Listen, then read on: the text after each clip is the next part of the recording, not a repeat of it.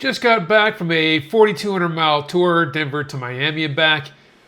So after I get long tours like this done, what I generally try to do when I get back home is tear the bike down and inspect everything.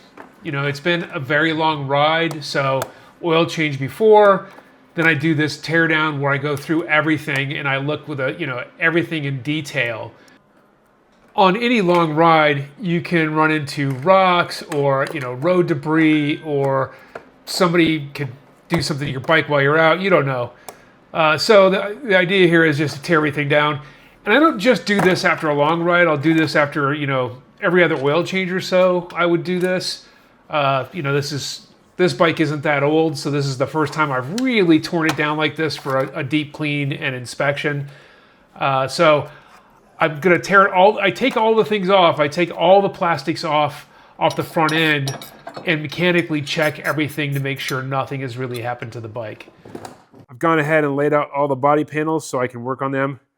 Got all my bolts out and everything else, so I'll be able to find all the pieces I need when I need them and get them all cleaned up and put back together. Time to start washing everything up. I use the 2-bucket method, 1 bucket full of soap and water, 1 has rinse water in it. What you're really doing here is inspecting all the pieces. It's not just for keeping it clean. You're looking for any signs of damage like rocks kicked up or anything like that might indicate you need to replace a part. So that's really what you're doing here, is inspecting each piece thoroughly while cleaning it all out.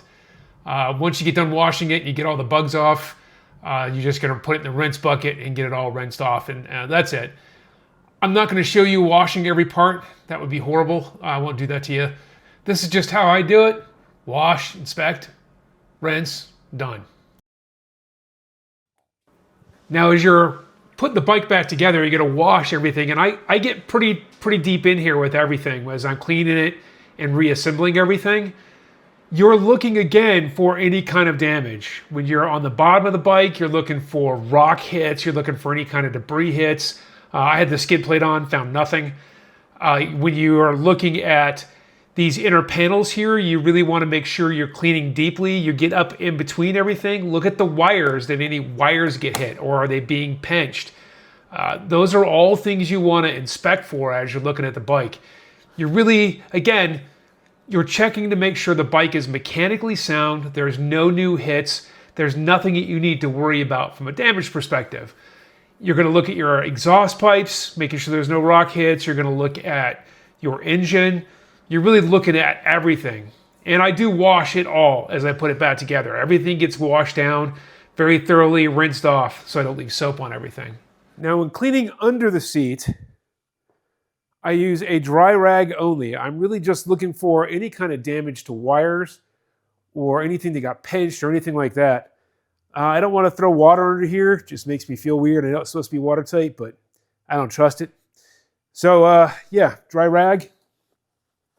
Making sure all my wire bundles have stayed bundled, cleaned up out of the way of the seat, so the seat doesn't fight me when it goes back on. All my wires are low, my blocks are in the right place. Everything is flat back here. There's not much room back here under the seat, so making sure that everything stays low back here and nothing is getting pinched. I know you're looking at this and going, oh my God, he's washing his tires. No, what I'm actually doing is I turn the tire a little bit and I'm looking for rocks, screws, nicks, anything that might show me damage to the tire. And I use the water because I'm lazy. It basically shows me when I've gone all the way around the tire. So I'm not actually scrubbing the tire.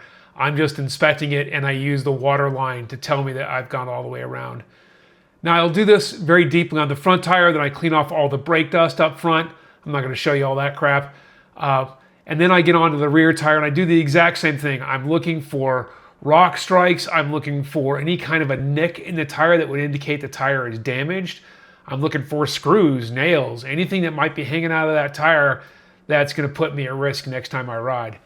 I do inspect it while I'm out, but this is when I get back, I'm doing a very thorough inspection. And again, I'll come back and clean out all the brake dust out of the rear, just like the front. Last thing I need to do is a quick oil change here. Since I put 4,200 miles on the bike, I just want to make sure I hit my service interval. I know it's being paranoid, but I don't think anybody's ever damaged their bike by changing their oil too often. Note that the GN4 is now coming in 5-quart containers, so check your container to make sure you don't overfill your oil accidentally. All right, some quick notes from my ride. These panicle door things did not stay on the whole trip. They fell off during the trip. The glue came undone. But these were all the tools I was able to get in those two saddlebag doors. This saved me a ton of space. I did not put the charger and air pump in there. Everything else was in those saddlebag doors. So I got a lot of space back. So while I was out and they were falling off, I stopped to an auto parts store and picked up some body panel tape and restuck them in there, and they stayed on the rest of the trip without a problem. So yeah, not great, but still, they're cheap, so I kept them. Love the T-Rex skid plate on this trip. One of the things I don't like about the traction skid plate is it gets a lot of little rocks stuck in it and they rub against your engine case. And this thing actually, because of those slots, they ran right out. I had, all the rocks just kind of rattled their way out of those slots. And so I never really got rocks trapped. You can see here as I kind of zoom in a bit that there were rocks in there, but nothing really dramatic. So that was definitely in the win category for me. I did not beat this plate up like I have the traction one, so I'm still hoping it holds up like the traction one, but we'll see over time. The only damage I got on my bike on this trip was this piece right here on the mirror. A rock kicked up and smacked the mirror just outside of Nashville. I heard it when it happened. It was quite alarming. But I'm not sure I'm going to do anything about this. It's not a terrible crack. And if water gets in here, the light is steel sealed. I just don't like it. So I may end up doing something here. We'll see. Last little note here. I think I'm going to need a radiator comb soon. These Intercal radiators, they get beat up a lot. Lots of bugs back here, by the way, and rocks, so make sure you clean it out. But I think I'm going to need a radiator comb soon. Getting some bent fins here I want to keep straightened out. Well, that'll wrap it all up. It's all taken apart, put back together.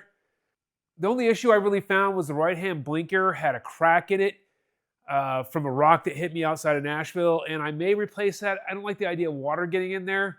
Everything else looks fantastic. I got a couple of new nicks from rocks and those kind of things that happen. The T-Rex skid plate didn't hold rocks up against my engine, which was nice. I'm not getting that rubbing that I got with the traction pan. Bike is very clean. Keep your wheels down. Ride safe.